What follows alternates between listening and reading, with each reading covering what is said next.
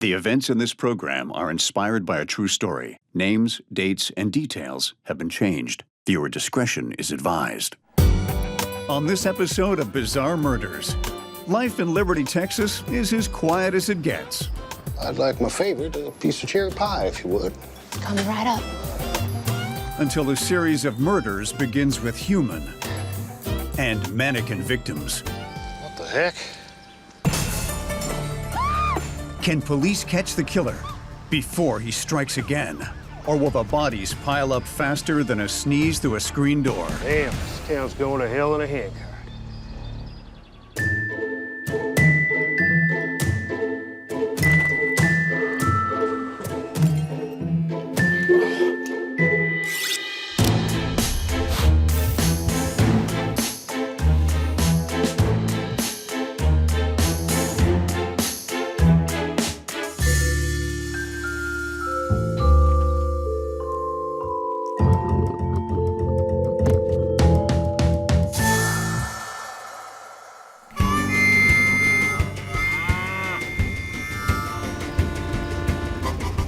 Liberty, the small town with a heart as big as Texas. Life here is about the good Lord, good people, and good food. Refill? Thank you kindly, little lady. The law runs deep through Sheriff Walker's blood. His daddy and granddaddy were both town sheriff. So I heard them Wilson boys have been stirring up a little trouble. Oh, yeah. They were as drunk as Cooter Brown. I found them up at the Henderson farm, tipping cows. I tell you, Dallas, these boys, they're a few pickles short of a barrel. Oh, Sheriff, you're so funny. Oh, my goodness. Sheriff! I need to be talking to you out here. All right. Excuse me, ma'am.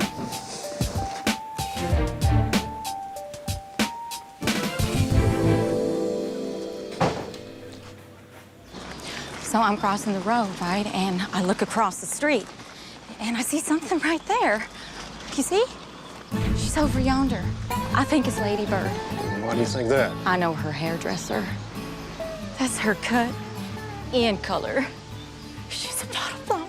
Hey. I got it from here. You're going home now, yeah? Go on.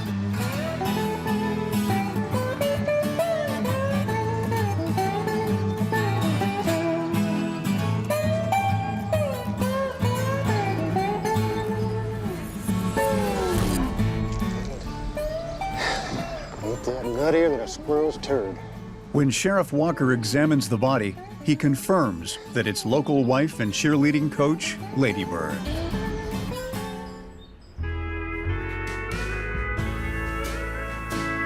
Happy Texas Independence Day, y'all!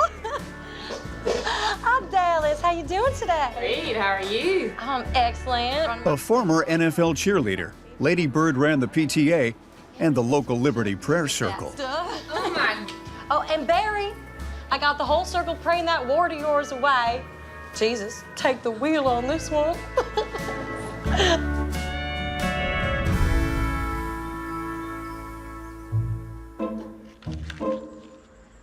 The bruising on Lady Bird's forehead indicates she was bludgeoned to death.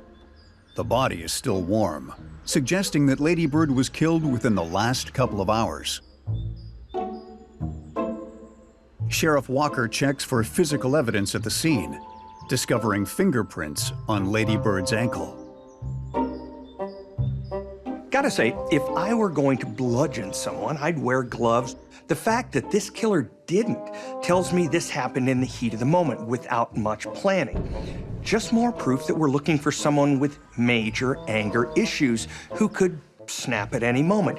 You know, they say there's a monster in the heart of every man. In my case, it's the Cookie Monster. Oh, ain't this just an ugly old thing? Who could have done that to my lady? Sheriff Walker brings Lady Bird's husband, Buck, down to the station to answer a few questions. Buck, I'm gonna have to ask you where you was this morning. God, I can't believe you'd think that I did this to my wife. It just makes me madder than a wet hen. Whenever a woman's a victim of foul play, we're gonna look straight at her husband or boyfriend. Why? because in most cases they did it. So guys, if we don't like being the automatic prime suspects, we, as a group, need to stop killing the women in our lives. If you can just tell me where he was, I'd much appreciate it. I could get you out of here and back to grieving lady. I started work at the ranch at 6 in the morning, and I was there till you called. Can anybody prove it? Everyone, I was in the field in full view of the entire place. Sheriff Walker calls Buck's employer, confirming that he was, in fact, working in the field that whole morning. He was here till you called him away, Sheriff. Oh, yeah, Well, nice talking with you, bud. Same here. Yeah, well, we gotta get out duck hunting sometime soon. Been a dog's year. Love to, Sheriff. See ya. Now that's what I call an airtight alibi. You can't even go to the bathroom without a bunch of witnesses noticing you're gone. There's no way you could slip off, kill someone, dump the body, and then make it back in time. I mean, unless you're dealing with a kidney stone, so your bathroom breaks are long and... Oh, sorry, TMI. Sorry, getting old is hard. Anyway, I think Buck's eliminated as a suspect. Sheriff Walker hangs his hopes on finding a match for the fingerprints found on Lady Bird's body. Walker. Before the results can come in, though, Sheriff Walker gets a shocking report. Another body has been found. Well, ain't that just a big pile of horse manure? This town has gone from never having a murder to having 2 in a matter of days. That tells me law enforcement has a serious problem on their hands. Or everyone here is living in a small town horror movie. Don't turn off the lights. When Sheriff Walker starts to examine the crime scene, he realizes this latest victim isn't human. It's a mannequin. What the heck? Seeing that the mannequin has been made up to look like Lady Bird's body, Sheriff Walker checks it for fingerprints, but can't find any. Wait, so at the real murder scene, there's fingerprints, but here, nothing? That means that there are either 2 killers and the mannequin slayer is doing a way better job of covering his tracks, or we've got 1 killer who's learning. The question now is whether the mannequin is a taunt, or is a sign of something to come, maybe another murder, maybe a killer sidewalk sale. I was the one who found her, you know. News travels fast in Liberty, and soon everyone knows all the details of Lady Bird's murder and the mannequins. It was awful. My best friend. Don't go fixing to lie to us, Miss Clementine. We all know you couldn't stand Lady Bird. She won more jelly competitions than you can shake a stick at. And would you win? First place loser? That's all. Sorry about that. I just hate how she's turning this tragedy into the Clementine show. I understand, Dallas. But between you and me, I don't like it either. But I don't think pointing fingers and laying blame is gonna help us solve this thing. Any leads on who killed Lady Bird and that big dog yet? No, ma'am. Don't you worry your pretty little head about it. I think with all the evidence that I've collected so far, we should have this thing solved pretty soon. Meanwhile, I'd like my favorite, a piece of cherry pie, if you would. Coming right up.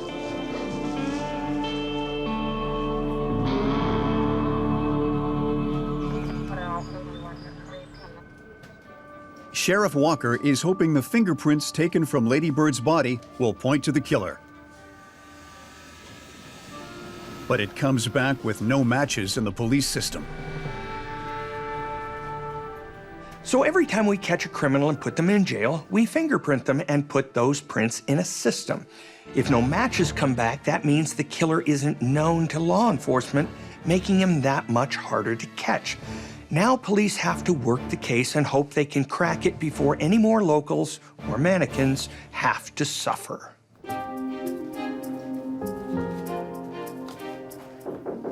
Come in. Hey, Wade, thanks for coming down. No problem, Sheriff.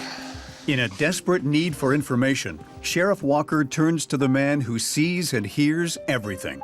Liberty's mailman, Wade. So, Wade, have you seen anything suspicious around town since Lady Bird's body was dumped? No. My family's from a small town in Texas, and I can tell you that the person who knows all the gossip is always the mailman. So I'm laying bets on the fact that Wade here has heard everyone's secrets. He's like the town confessor, but instead of confessions, he hears all the whispers about who's having affairs and who's the secret father of whose baby. You know, all the important things. So, I really need your help on this one, Wade, before everybody in this town thinks I'm all hat and no cattle. You hear about any strangers? Yeah. Yeah, as a matter of fact, I did. Darlene told Carl, who told Becky Ann, who told me, that the varmint in question was seen coming and going from Clementine's place. Clementine's place. That's right. All right, thanks for this, Wade. No problem, Sheriff.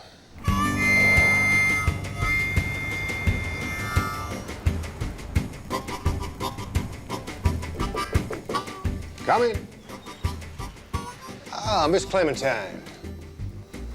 Please, take a seat.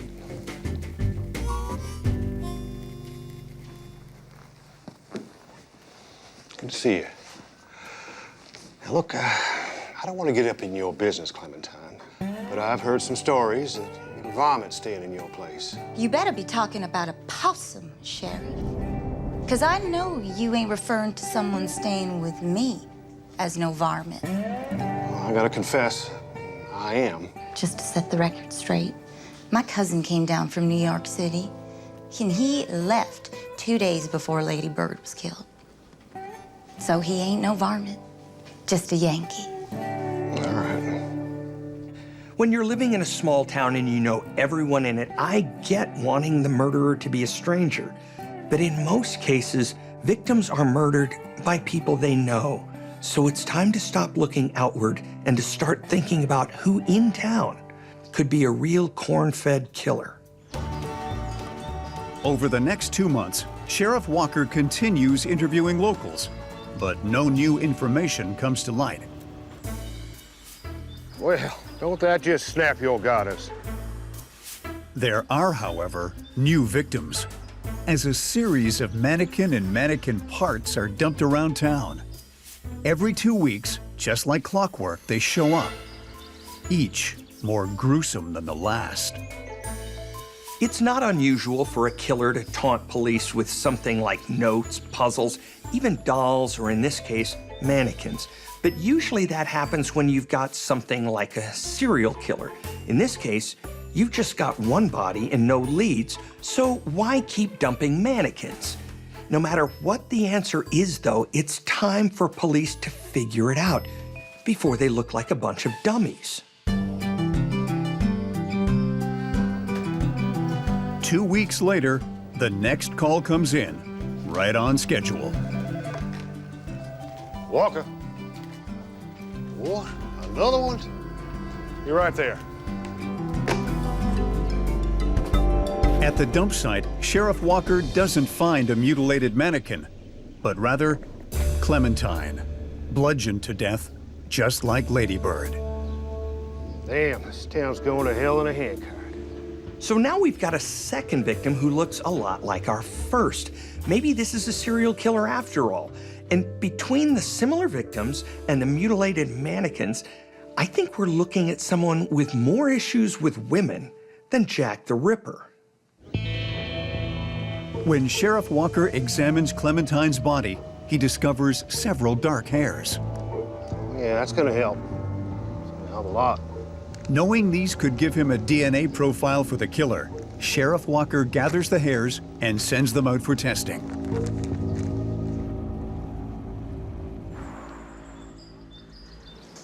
Yeah, I don't think my Nana would like to join a Grannies and Guns group, but I'll ask.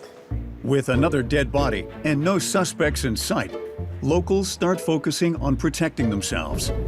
Some people get guns, while others go for more unconventional methods. Dallas, your hair. Yeah, Clementine and Lady Bird were both blondes, so I figured better safe than sorry. All right. Yeah, because in this tiny town where everyone knows everything about everyone, the killer would never know who's a blonde and who isn't. Your usual? I'll just get one to go. Gotta get back at it. With panic sweeping the town, Sheriff Walker knows Liberty will be torn apart if he doesn't solve this case soon. He theorizes that whoever's been dumping the mannequins is most likely Lady Bird and Clementine's killer. If he can trace where the mannequins come from, then he thinks he might just catch the killer red-handed. I don't know what's going wrong with this town. It's a reasonable idea. The killings are the product of a sick mind. The mannequin mutilations are also the product of a sick mind. In a small town, how likely is it that you'd have two sick minds pop up at the exact same time? Remember, it's Liberty, Texas, not Hollywood.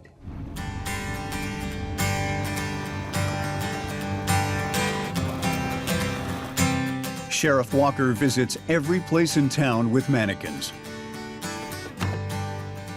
checking to see if they are missing limbs and looking for any other relevant evidence.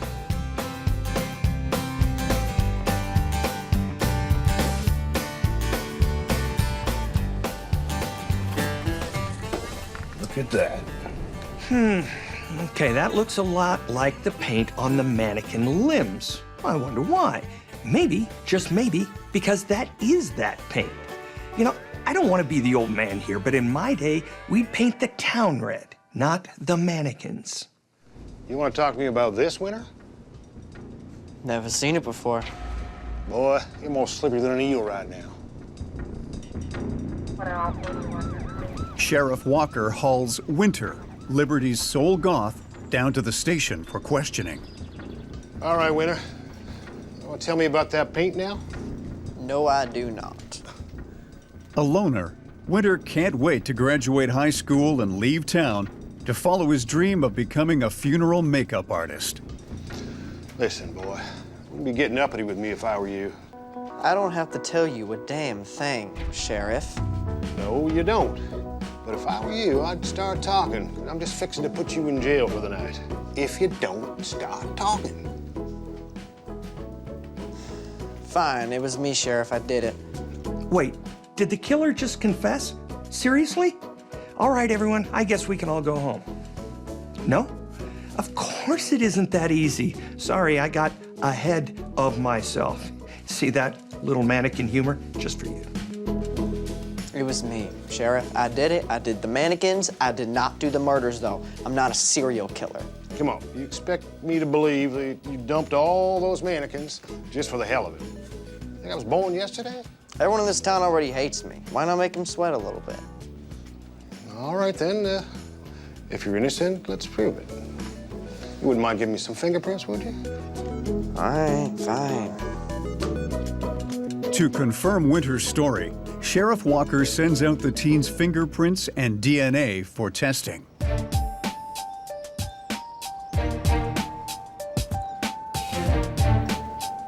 When Winter's fingerprint and DNA results come in, they support his story. He isn't the Liberty Lady killer, just a kid with bad judgment and a dark sense of humor. With the mannequin connection eliminated, this case just got a whole lot harder. All of a sudden, everything police think they know about the killer has to be re-examined. But cases like this are where you separate the Sherlock Holmeses from the Inspector Clouseaus.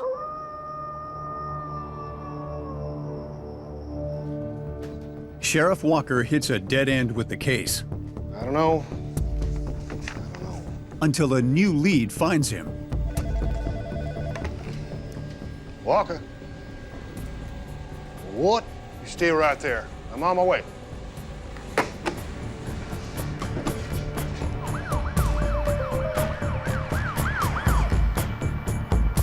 He was right there. All right. When Sheriff Walker gets to Dallas's house, she reports having seen a man outside her window. I was fast asleep, dead to the world, and then I hear this noise like glass breaking.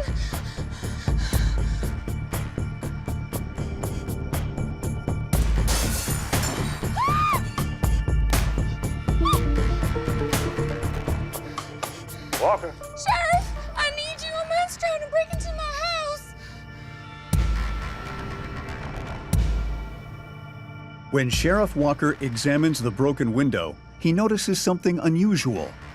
It looks like someone has been staking out Dallas's house and dropped a box from the town's only pizzeria. Well, damn. It's a pineapple. There's only one person in town with such an adventurous palate: Lady Bird's husband, Buck. Wait, after all this time, could the killer be the first person Sheriff Walker interviewed in the case? That's not possible. Buck was already cleared in his wife's murder. Could there be more than one killer here? What is wrong with this town? No, seriously, if I was living there, I'd be packing up and vamoosing.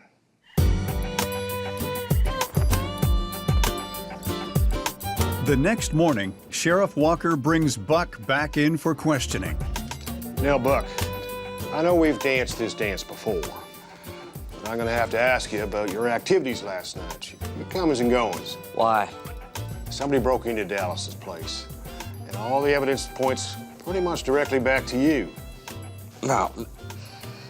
Listen, all right? I was having a rough night last night, but I ain't go breaking in nowhere, all right? No.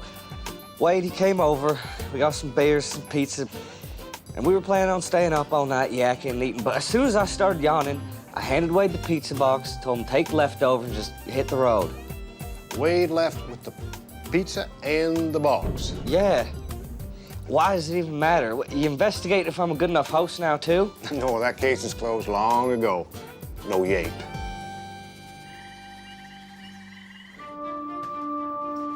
With Buck ruled out as the intruder at Dallas's house, Sheriff Walker brings Wade back in for questioning. So, Wade, you're saying you were with Buck all night? Yeah. It's interesting. He says you left kind of early because he got tired and wanted to get to bed. Yeah, but that was the end of my night. So you didn't break into Dallas's house on your way home? I can't think of why I'd want to do that. I can, if you're a bad guy. Are you a bad guy, Wade? No, sir. No, sir, I ain't. But Sheriff Walker isn't convinced. He wonders if Wade could be the Liberty Lady killer. Well, if you're gonna hang your hat on being a good guy, you wouldn't mind giving me some DNA and your fingerprints.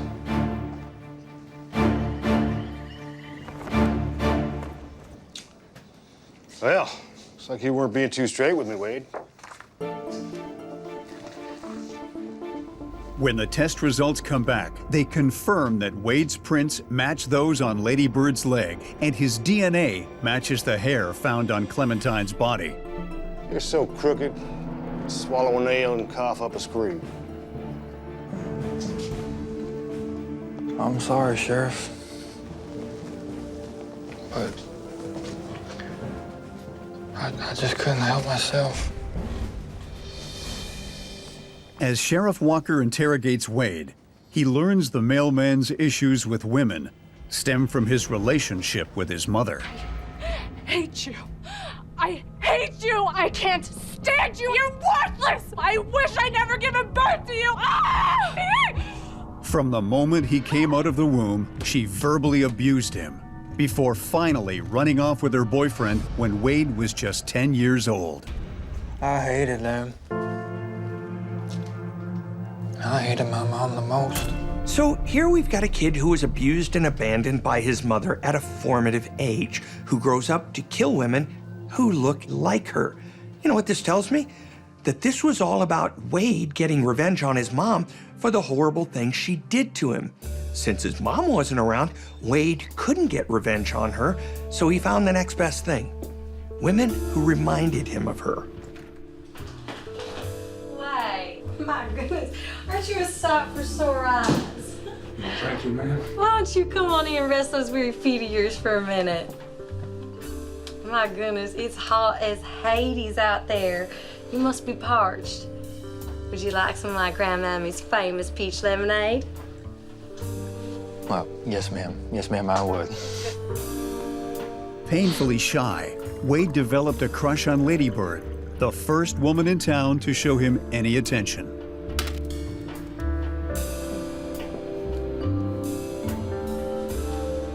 All right, there you are, darling.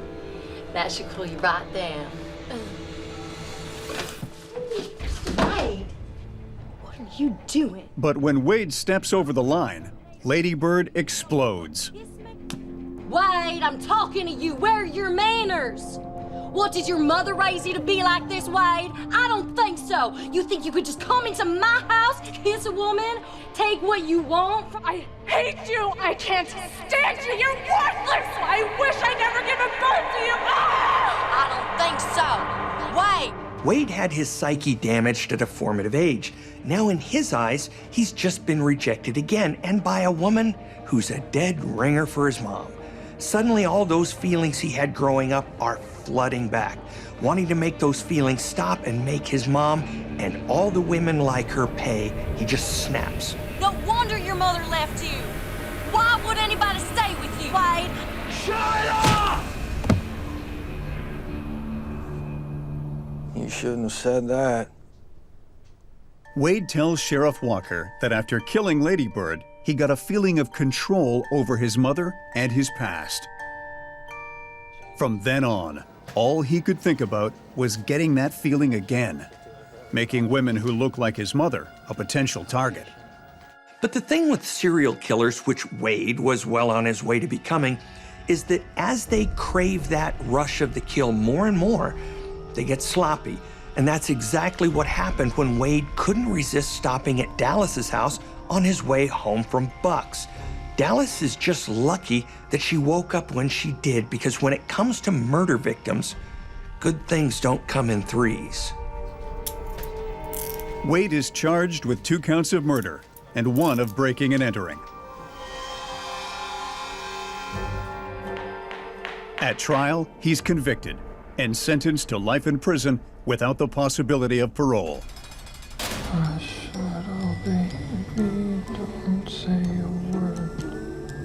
When it comes to small towns, everyone thinks they know their neighbors.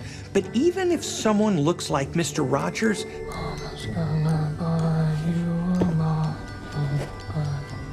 they may have the heart of Jason from the Friday the 13th movies. That's why you gotta be like a mannequin and stay on your toes.